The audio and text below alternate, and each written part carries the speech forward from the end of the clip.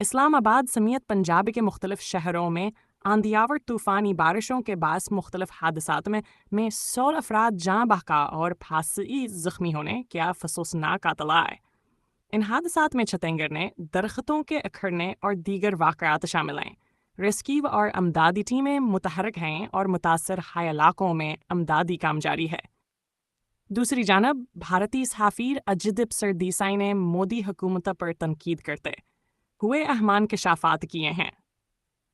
انہوں نے ایک حالیہ انٹرویو مضمون میں اعتراف کیا کہ مودی سرکار میڈیا پر اثر انداز ہو کر سچائی کو چھپاتی ہے اور قومی بیانیے کو کنٹرول کرنے کی کوشش کرتی ہے۔ ان کا یہ بیان بھارت میں صحافت کی آزادی اور جمہوریت کے موجودہ حالات پر سوالات اٹھاتا ہے۔ آسٹریلیا کے سابق فاسٹ بولر جیسنگ گلیسپی کو پاکستان کے ہیڈ کوچ کے عہدے سے برطرف کر دیا ہے۔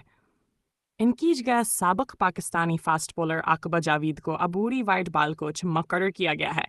یہ تبدیلی پاکستان کی آسٹریلیا کے خلاف ڈی سی سیریز میں 0 سے شکست کے بعد عمل میں آئی ہے۔